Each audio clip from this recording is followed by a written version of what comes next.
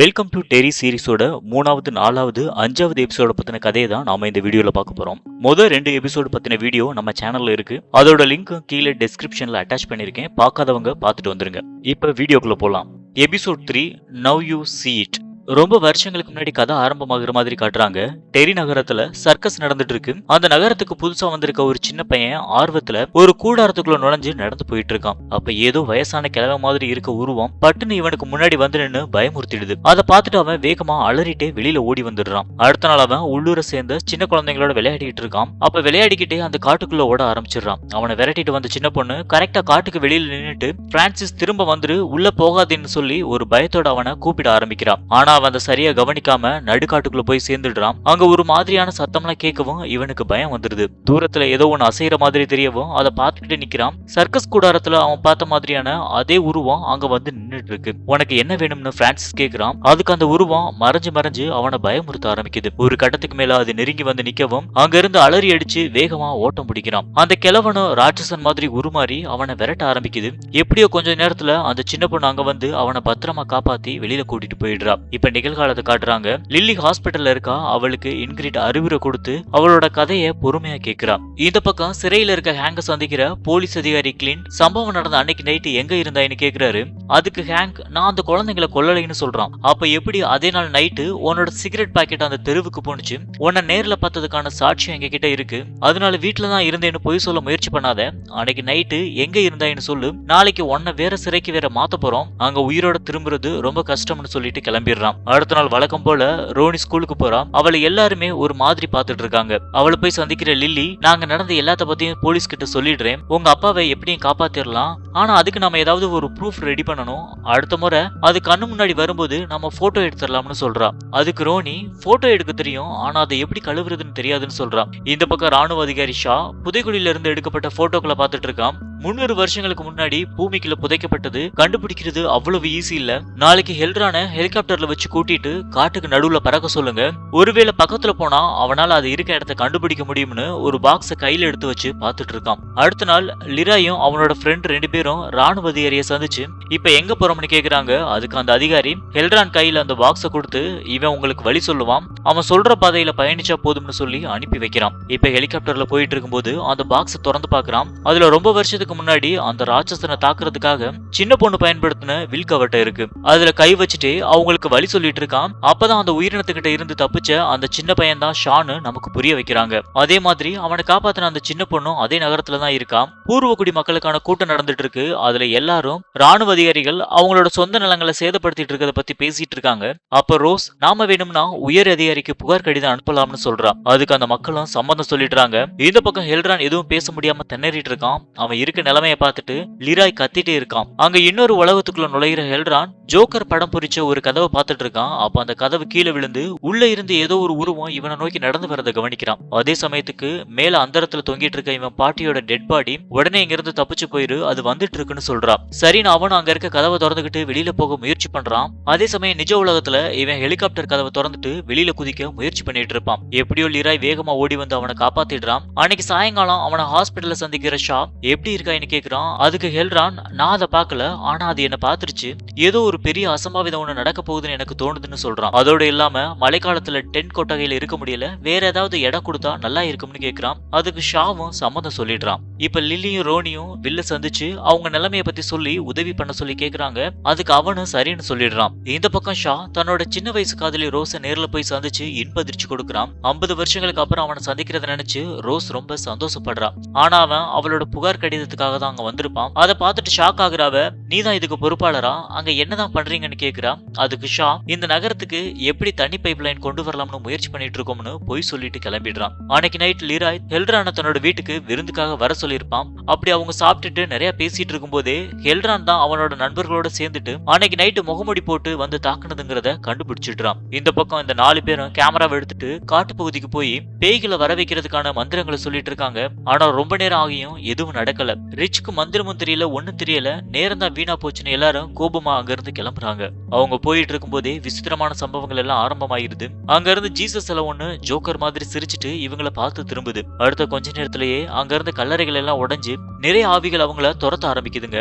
வேகமா சைக்கிள் ஓட்டிட்டு லில்லி அதை போட்டோ எடுத்துடுறா. கேமரா கையில இருந்து மிஸ் ஆக அடுத்தடுத்து ஒவ்வொரு ஆளும் எடுத்து முடிஞ்ச வரை நிறைய போட்டோஸ் எடுத்துடுறாங்க. வில் மட்டும் ஒரு பேய் கிட்ட மாட்டி அங்க இருக்க குழிக்குள்ள விழுந்துடுறான். எல்லாரும் இப்ப ஒரு இடத்த வந்து ரீச் பண்ணிட்டு வில் எங்கன்னு தேடிட்டு இருக்காங்க. இந்த பக்கம் வில் அவனோட சைக்கிள் எடுத்துட்டு இருக்கும் போதே ஏதோ ஒரு உருவம் அவன் பின்னாடி வேகமா நடந்து போகுது. அதை கவனிக்கிற வில் டார்ச் லைட்டை எடுத்துட்டு அந்த இடத்துக்கு போறான். அங்க அந்த உருவத்தை போட்டோ எடுத்துட்டு எப்படியோ எல்லாரும் ஒன்னா சேர்ந்து தப்பிச்சு நகரத்துக்கு வந்து சேர்ந்துடுறாங்க. இப்ப அவங்க நினைச்ச மாதிரியே பேய்கள் இருக்க போட்டோஸ் எல்லாம் கிடைச்சிருது. இதை வச்சு எப்படியும் ரோனியோட அப்பாவை காப்பாத்திரலாம்னு சந்தோஷப்படுறாங்க. அதுல கடைசி போட்டோல ஜோக்கர் மாதிரியான உருவம் இருக்கதை பார்த்துட்டு எல்லாரும் மிரண்டு போய் நிக்கிறாங்க.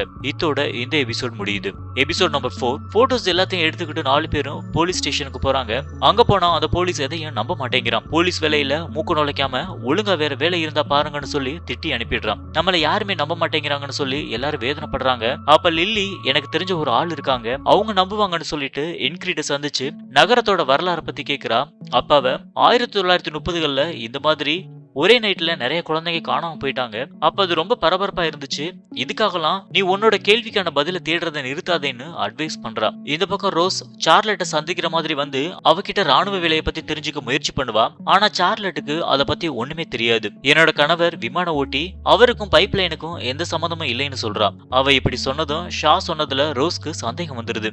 இந்த பக்கம் ஷா கொடுத்த வாக்குறுதியை நிறைவேற்ற மாதிரி ஹெல்ட்ரானுக்கு முகாம் பகுதியில ஒரு பெரிய வீடு ஒன்ன எடுத்து கொடுத்துடுறான். ஸ்கூல் முடிஞ்சதும் வேகமா வீட்டுக்கு வரவில் மறைச்சு வச்சிருந்த போட்டோஸ் எல்லாத்தையும் தேடுறான். அதை ஏற்கனவே எடுத்து வச்சிருந்த சார்லட் இதெல்லாம் என்னன்னு கொஞ்சம் விலைக்கு சொல்றியான்னு கேக்குறா. உடனே அவன் ரோனி அப்பாவை பத்தியும் அவங்க நைட்டு போனப்ப பேயெல்லாம் விரட்டினதை பத்தியும் சொல்லிட்டு அழுகுறான். அவனை கட்டி பிடிச்சு ஆறுதல் சொல்ற சார்லட், இந்த விஷயம் அப்பாவுக்கு தெரியாம பாத்துக்க, நான் ஏதாவது பண்ணி இதை சரி செய்யறேன், அதுவரை நீ வெளியில எங்கேயும் சுத்தக்கூடாதுன்னு சொல்லிடுறா. அடுத்த நாள் லிராயும் அவனோட பையனும் ஆத்து பகுதியில மீன் பிடிச்சிட்டு இருக்காங்க. அப்ப லிராய் இறை எடுத்துட்டு வரேன்னு சொல்லிட்டு கரைக்கு போயிடுறான். இந்த நேரத்துல நிறைய மீன் அவனை சுத்தி நிக்கவும் குனிஞ்சு பாத்துட்டு இருக்கான். அப்ப பட்டுன்னு ஒரு கை மேல வந்து அவனை பிடிச்சு உள்ள இழுத்துட்டு போயிருது. தண்ணிக்குள்ள லிராய் மாதிரியான உருவம் முகம் முழுசு எரிஞ்சு போன மாதிரி இவனை பார்த்துட்டு இருக்கு. அதுக்குள்ள சத்தம் கேட்டு ஓடி வர லிராய் வேகமா மகனை பிடிச்சி வெளியில இழுத்து என்ன நடந்துச்சுன்னு கேட்டுட்டு இருக்கான். அப்ப அவனுக்கு பின்னாடி ஒரு பலூன் மட்டும் தனியா பறந்து வந்துட்டு இருக்கும். இதை பார்த்துட்டு 2 பேருமே பயந்துடுறாங்க. இந்த பக்கம் சார்லட் போலீஸ் ஆபீசரை சந்திச்சு ஹேங்க் கிட்ட பேசணும்னு சொல்றா. ஆனா அந்த அதிகாரி குடும்ப உறுப்பினர் இல்லைன்னா உறவினரா இருந்தா மட்டும்தான் அனுமதி, நீங்க இப்ப கிளம்பலாம்னு சொல்லி அனுப்பிடுறான். உடனே இவ நேர ரோனி வீட்டுக்கு போய் அவங்கள சந்திச்சு விவரம் எல்லாத்தையும் கலெக்ட் பண்ணிட்டு இருக்கா. அதே சமயம் ஹெல்ட்ரானுக்கு திடீர்னு ஒரு மாதிரி தலை சுத்த ஆரம்பிக்குது. அவனோட பாட்டி கண்ணு முன்னாடி வந்து நிக்கிற மாதிரி அவனுக்கு தோணுது. அப்ப கரெக்டா அங்க வர லிராய் மகனுக்கு நடந்த எல்லாத்தையும் சொல்லி ஹெல்ட்ரான் கிட்ட உதவி கேட்கிறான். ஆனா ஹெல்ட்ரான், நானும் ஒன்ன மாதிரி தான் இங்க என்ன நடக்குதுன்னு தெரியாம போராடிட்டு இருக்கேன்னு சொல்றான். இப்ப லில்லி அவங்க அம்மா பயன்படுத்துற மாத்திரையை எடுத்துட்டு வந்து, இனிமே எப்பெல்லாம் பயம் வருதோ அப்ப நாம இந்த மாத்திரையை போட்டுக்கலாம், எங்க அம்மாவும் இதை பயன்படுத்துறாங்கன்னு சொல்றா. இது என்ன மாத்திரைன்னு அவங்க கேக்குறதுக்கு எனக்கு தெரியாது, ஆனா பதட்டமா இருக்கையில இதை எங்க அம்மா பயன்படுத்துவாங்கன்னு சொல்றா. இந்த பக்கம் சார்லட் ரோனி வீட்ல இருந்து ஒரு பரிந்துரை கடிதம் வாங்கிட்டு வந்து ஹேங்க சந்திக்க அனுமதி கேட்கிறான். ஆனா அதுக்கு போலீஸ் மறுபடியும் சம்மதிக்க மாட்டேங்கிறாங்க. உடனே இவ தனக்கு இருக்க அரசியல் பலத்தை வச்சு பெரிய பிரச்சனை பண்ணிருவேன்னு மிரட்டுறா. இதை கேட்டு பயந்து போய் போலீஸ் அனுமதி கொடுக்குறாங்க. அப்ப அவ ஹேங் கூட பேசும்போதுதான் சம்பவம் நடந்த அன்னைக்கு அவன் ஒரு வெள்ளை இன பெண் கூட தனிமையில இருந்திருக்காங்கிறது தெரிய வருது. இந்த விஷயத்தை வெளியில சொன்னா பெரிய ஆபத்து, அதனாலதான் சொல்லலைன்னு சொல்றான். இப்ப ஸ்கூல் ஆரம்பிச்சாச்சு. லில்லியும் மார்ஜியும் பாத்ரூம்ல பேசிட்டு இருக்காங்க. அப்ப திடீர்னு மார்ஜிக்கு கண் வலி ஆரம்பமாகுது. அவ அந்த வலி தாங்க முடியாம துடிச்சிட்டு இருக்கும் போதே அவளோட கண்ணு ரெண்டும் பயங்கரமா வெளியில பிதுங்கிட்டு வர ஆரம்பிச்சிருது. ரொம்ப நேரம் துடிச்சிட்டு இருக்காவ அங்க இருக்க மிஷினை ஆன் பண்ணி வெளியில வந்திருக்க கண்ணை கட் பண்ணிடுறா. அவளை காப்பாத்த முயற்சிக்கும் போது கையில வச்சிருந்த கத்திய லில்லி பறிச்சிடுறா. அப்ப கரெக்டா எல்லாரும் அங்க வந்து சேரவும் லில்லி தான் அவளை இந்த மாதிரி பண்ணிட்டான்னு தப்பா நினைக்க ஆரம்பிச்சிடுறாங்க. அன்னைக்கு நைட் வீட்டுல இருக்க வில் டெலஸ்கோப் வழியா தெருவுல நடந்து போயிட்டு இருக்க ஆட்களை பார்த்துட்டு இருக்கான். அப்ப ஜோக்கர் உருவத்துல ஒரு உருவம் மரத்துக்கு பின்னாடி மறைஞ்சு நின்னு பாக்குறத கவனிச்சுட்டு பயத்துல அலற ஆரம்பிச்சிடுறான். உடனே வேகமா ரூம்குள்ள ஓடி வர லிராய் மகன் சொன்னதை கேட்டுட்டு வெளியில போய் ஆளை தேடுறான். அப்ப ஆத்து பகுதியில வந்த அதே சிகப்பு கலர் பலூன் மறுபடியும் பறந்துட்டு இருக்கத பார்த்துட்டு மிரண்டு போயிடுறான். அடுத்த நாள் விடிஞ்சதும் வேகமா ஷாவோட அறைக்கு போய் இங்க என்ன நடந்துட்டு இருக்குதுன்னு சத்தம் போடுறான். உடனே அவனை விசாரணை நடக்கிற ஒரு இடத்துக்கு கூட்டிட்டு போறான். அங்க பூர்வ குடியை சேர்ந்த டேனியல் உட்கார்ந்து இருக்கான். அவனை ஹெல்ட்ரான் விசாரணை பண்ண ஆரம்பிக்கிறான். ஆனா அந்த விசாரணைக்கு அவன் சரியா ஒத்துழைக்காம இருக்கவும் தன்னோட மாயாஜல சக்தியை பயன்படுத்தி அவனோட மூளைக்குள்ள நுழைகிறான். அது ஆரம்பிச்ச உடனேயே டேனியல் வலி தாங்க முடியாம துடிக்க ஆரம்பிச்சிடுறான். இப்ப டேனியல் சின்ன வயசுல விளையாடிட்டு இருக்கதை காட்டுறாங்க. அங்க வர அவனோட ஆன்டி ரோஸ் கலுன்னு சொல்லப்படுற அந்த ராட்சசனை பத்தி அவங்கிட்ட பேச ஆரம்பிக்கிறான். பல மில்லியன் வருடங்களுக்கு முன்னாடி வானத்துல இருந்து ஒரு விண்கல் பூமியில வந்து விழுந்திருக்கும். அதுல இருந்து தான் அந்த தீய சக்தி வெளியில வந்திருக்கும். ஒரு நாள் அந்த கிராமத்தோட தலைவன் விண்கல்ல இருந்த சிறு பகுதியை வெட்டி எடுத்துட்டு வந்து ஊருக்கு பாதுகாப்பா வச்சிருப்பான். அப்பதான் அந்த கெட்டாவி இவ்வளவு நாளா அந்த விண்கலத்துக்குள்ள சிறை வைக்கப்பட்டிருந்துச்சுன்னு தெரிய வருது. உடனே அந்த விண்கல்ல வச்சு அவங்க ரொம்ப வருஷங்களா பாதுகாப்பா அந்த கிராமத்துல வாழ்ந்துட்டு இருக்காங்க. ஒரு நாள் அந்த பகுதியில வெளியாட்கள் நடந்து போகவும் அவங்க எல்லாரையும் வேட்டையாடி அந்த ஆவி ரொம்பவும் பலம் வாய்ந்ததா மாறிடுது. அதனால அந்த கிராமத்தை விட்டே வெளியில கிளம்பிடலாம்னு கிராம கூட்டத்துல முடிவு பண்றாங்க. ஆனா ஊர் தலைவியோட மகளுக்கு கிராமத்தை காலி பண்ணிட்டு கிளம்புறதுக்கு விருப்பம் இருக்காது. அதனால யாருக்கும் தெரியாம தன்னோட நண்பர்களை கூட்டிட்டு அந்த கண்ணாடி ஆயுதத்தை எடுத்துட்டு விண்கல் விழுந்த இடத்தை தேடி காட்டுக்குள்ள போறா. இந்த விஷயம் அதுக்குள்ள அவளோட அம்மாவுக்கு தெரிய வரவும் மகளை காப்பாத்துறதுக்காக ஆட்களை கூட்டிட்டு காட்டுக்குள்ள போறா. அங்க அந்த கெட்ட ஆவி எல்லாரையும் விரட்டி விரட்டி வேட்டையாட ஆரம்பிச்சிருது. இதுல ஊர் தலைவி உட்பட எல்லாருமே கொடூரமா கொல்லப்பட்டு இறந்துடுறாங்க. அடுத்த நாள் அவளோட மக மறுபடியும் காட்டுக்குள்ள போய் நிறைய விண்கல் செதில்களை எடுத்துட்டு வந்து அந்த காட்டை சுத்தியும் வேலி மாதிரி மண்ணுக்குள்ளேயே பதிச்சு வச்சு அந்த ஆவியை வெளியில வர முடியாம பண்ணிடுறாங்க. இந்த கதையெல்லாம் கேட்டு தெரிஞ்சுக்கிற ஹெல்ரான் அந்த சின்ன பையன் கிட்ட இருந்து அது எல்லாத்தையும் எந்த இடத்துல பதிச்சு வச்சிருக்காங்க அப்படிங்கிற தகவலையும் கேட்டு தெரிஞ்சுக்கிறான். இதோட இந்த எபிசோட் முடியுது. Episode number 5. ஆஸ்பத்திரியில இருக்க மெர்ஜியை சந்திக்கிறதுக்காக லில்லி வந்திருக்கான். என்னோட கண்ணாடி உடஞ்சுதான், கண்ணு இப்படி ஆகிருச்சு, நீதான் என்ன காப்பாத்த முயற்சி பண்ணனான்னு எல்லாருக்கிட்டையும் சொல்லிட்டேன்னு மெர்ஜி சொல்றா. இதுல இருந்து மறுபடியும் 2 பேரும் நண்பர்களா மாறிடுறாங்க. அன்னைக்கு ஃப்ரெண்ட்ஸ் எல்லாரும் வழக்கம் போல அந்த உயரமான கட்டிடத்துல உட்காந்து பேசிட்டு இருக்காங்க. அப்ப அங்க இருக்க துணிகளுக்கு நடுவுல இருந்து சீரிஸோட ஆரம்பத்துல காணாம போன மேட்டி இருமிக்கிட்டு வெளியில வரான். இதை எல்லாரும் மிரண்டு போய் பார்த்துட்டு இருக்காங்க. இந்த பக்கம் லிராய் இங்க என்ன நடந்துட்டு இருக்குன்னு விளக்கம் கேட்கிறான். அதுக்கு பதில் சொல்ற மேஜர், இப்போதைக்கு அந்த ஆவியை கட்டுப்படுத்துறதுக்காக எங்கெல்லாம் அந்த விண்கலை பதிச்சு வச்சிருக்காங்கன்னு நமக்கு தெரிய வந்துருச்சு. அதை வெளியில எடுத்து இன்னும் உள்ள கொண்டு போய் பதிச்சு அந்த ஆவியை நம்ம கட்டுப்பாட்டுக்குள்ள கொண்டு வர போறோம்னு சொல்றான். அதோட இல்லாம இந்த வேலையை நாளைக்கு உன்னோட தலைமையில தொடங்கணும்னு சொல்றான். இந்த பக்கம் மேட்டி கிட்ட இவங்க எல்லாரும் என்ன நடந்துச்சுன்னு விசாரிக்கிறாங்க. அப்பாவ நம்ம நகரத்துக்கு கீழே தான் அந்த ஜோக்கர் வாழ்ந்துட்டு இருக்கு. இன்னும் நிறைய குழந்தைங்க அங்க உயிரோட தான் இருக்காங்க. நம்ம ஃப்ரெண்ட்ஸ் எல்லாரும் இறந்துட்டாங்க. ஒத்த கையோட அந்த சின்ன பொண்ணு ரொம்ப நேரமா உயிருக்கு போராடி இறந்துருச்சு. ஃபில் மட்டும் எப்படியோ உயிரோட இருக்கான். அது நைட் ஃபுல்லா வேட்டையாடிட்டு பகல்ல தூங்கிரும். அந்த மாதிரி தூங்கும் போதுதான் நான் தப்பிச்சு ஓடி வந்துட்டேன்னு சொல்றான். சரி, எல்லாரும் போலீஸ் கிட்ட இதையெல்லாம் சொல்லி என்னோட அப்பாவை வெளியில கொண்டு வந்துடலாம்னு ரோனி சொல்றான். ஆனா மேட்டி அங்க போனா என்னோட அப்பாவுக்கு தகவல் தெரிஞ்சிடும், அதுக்கு நான் நரகத்திலேயே இருக்குது பெட்டர்னு சொல்றான். இப்ப வேகமா வீட்டுக்கு போற லிராய் மனைவி கிட்ட நடந்த எல்லாத்தையும் சொல்லிட்டு நானா சொல்ற வர எங்க நகரத்துக்குள்ள வரக்கூடாதுன்னு மனைவியவும் மகனையும் நகரத்துக்கு வெளியில கொண்டு போய் விடுறான். அவன் கிளம்பின கொஞ்ச நேரத்திலேயே நான் வெளியில வாக்கிங் போயிட்டு வரேன்னு சொல்லிட்டு வில் கிளம்பிடுறான். இன்னொரு பக்கம் ஹேங்க லோக்கல் சிறையில இருந்து மத்திய சிறைக்கு அனுப்பி வச்சிருப்பாங்க. அது போற வழியிலேயே ஆக்சிடென்ட் ஆகிருது. அந்த இடத்துல இருந்து ஹேங் மட்டும் தப்பிச்சு ஓடிட்டான்னு செய்தியில சொல்லிட்டு இருக்காங்க. இப்ப லில்லி இன்கிரிட சந்திச்சு நடந்த சம்பவங்களை பத்தி சொல்றா. பில் இன்னும் உயிரோட தான் இருக்கான், நாங்க எல்லாரும் போய் அவனை காப்பாத்தி கூட்டிட்டு வர போறோம்னு சொல்றா. அதுக்கு இன்கிரிட் அது ரொம்ப ஆபத்துல கூட முடியலாம், அங்கெல்லாம் போகாம முதல்ல போலீஸ்ட தகவல் சொல்லுங்கன்னு அட்வைஸ் பண்றா. அங்க சரின்னு நல்லா தலையாட்டிட்டு இங்க வந்து ஃப்ரெண்ட்ஸ் எல்லாரையும் கீழே போய் ஃபில்ல காப்பாத்தி கூட்டிட்டு வரலாம்னு கன்வின்ஸ் பண்ணிட்டு இருக்கா. இதை கேட்டு எல்லாரும் பயந்து அங்க போனா நம்ம இறந்துருவோம்னு சொல்றாங்க. அப்ப அவ அம்மாவோட மாத்திரையை எடுத்து காட்டி இதை எல்லாரும் வாயில போட்டுக்கலாம், அதனால ஒண்ணும் பண்ண முடியாதுன்னு ஆளுக்கு ஒண்ணு கொடுக்குறா. இன்னொரு பக்கம் லிராய் தலைமையில ஒரு பெரிய குழு நகரத்துக்கு அடியில இருக்க சுரங்கப்பாதை வழியா விண்கற்கள் புதைக்கப்பட்டிருக்க இடத்தை தேடி கிளம்புறாங்க. அவங்க கூட தன்னோட பையனும் போறதால பாதுகாப்புக்காக தான் கூடவே வச்சிருந்த அந்த விண்கல்லையும் ரோஸ் கொடுத்து அனுப்புறா. இப்ப உள்ள போற வழியில ஹெல்ரானுக்கு மட்டும் வித்தியாசமா குரல்கள் கேட்க ஆரம்பிக்குது. அதனால அவன் ரொம்ப குழப்பத்தோடவே நடந்து போயிட்டு இருக்கான். இடுப்பு அளவு தண்ணி கிடக்கிற இடத்துல எல்லாரும் குதிச்சு வரிசையா நடந்து போயிட்டு இருக்காங்க. அதுக்குள்ள குதிக்கிற ஹெல்ரான் மட்டும் அப்படியே ரொம்ப ஆழத்துக்குள்ள போய் மூழ்கிடுறான். அதுல இருந்து தப்பிச்சு வெளியில வந்தா சம்பந்தமே இல்லாம ஒரு பாத் டப்பாக்குள்ள இருந்து எந்திரிக்கிறான். அங்க இறந்து போன அவனோட பாட்டியும் தாத்தாவும் வராங்க. இங்க தண்ணிக்குள்ள போன ஹெல்ரான் காணாமேன்னு அவனோட டீம்ல இருக்க 2 பேரும் தேடிட்டே இருக்கானுங்க. அப்ப இருட்டு அறைக்குள்ள இருந்து ஒரு கை மட்டும் வெளியில வந்து அவங்களோட பேசிட்டே மேல பாஞ்சு கொன்னுடுது. சத்தம் கேட்டு லிராயும் அவனோட ஃப்ரெண்டும் மிரண்டு போய் நின்னுட்டு இருக்கானுங்க. இன்னொரு பக்கம் அந்த குட்டிங்க எல்லாரும் அந்த மாத்திரையை வாயில போட்டுட்டு சுரங்க பாதைக்குள்ள நுழைஞ்சு நடக்க ஆரம்பிச்சிட்டாங்க. கூட வந்த ஆட்கள் யாரையுமே காணோமேன்னு மேஜர் அவங்க பேரெல்லாம் சொல்லி கூப்பிட்டுட்டே இருக்கான். இதான் சரியான நேரம்னு டேனியல் அங்க இருந்து தப்பிச்சு ஓட்டம் பிடிக்கிறான். அதை பார்த்துட்டு மேஜர் துப்பாக்கி எடுத்து சுடுறான். இதுல அவன் கையில கொண்டு வந்திருந்த அந்த விண்கல் கீழே விழுந்து காணாம போயிருது. இங்க கையில பெட்டியோட வந்திருக்க ஹெல்ரானோட தாத்தா, உங்க 2 பேரை மாதிரி எனக்கு எதுவும் மந்திர சக்தி எல்லாம் கிடையாது, ஆனா அதை எப்படி நிறுத்துறதுன்னு எனக்கு தெரியும்னு சொல்லி பெட்டியை திறக்க சொல்றான். அப்ப அவனோட பாட்டி, அது சொல்ற எதையும் கேட்காத, அதை மட்டும் திறந்துட்டா அவ்வளவுதான், எல்லாம் உன்னையே பின்தொடர்ந்து வந்துட்டு இருக்கும்னு சொல்றான். அவ பேசிட்டு இருக்கும் போதே துப்பாக்கியில சுடுற அவனோட தாத்தா, நாம 2 பேருமே சேர்ந்து துறக்கலாம்னு சிரிச்சுட்டே அதை திறந்துடுது. உடனே இவனுக்கு தலையெல்லாம் வெடிக்கிற மாதிரி வழி வர ஆரம்பிச்சிருது. அப்பதான் அங்க இருக்குது அந்த கெட்டாவின்னு அவனுக்கு புரிய வருது.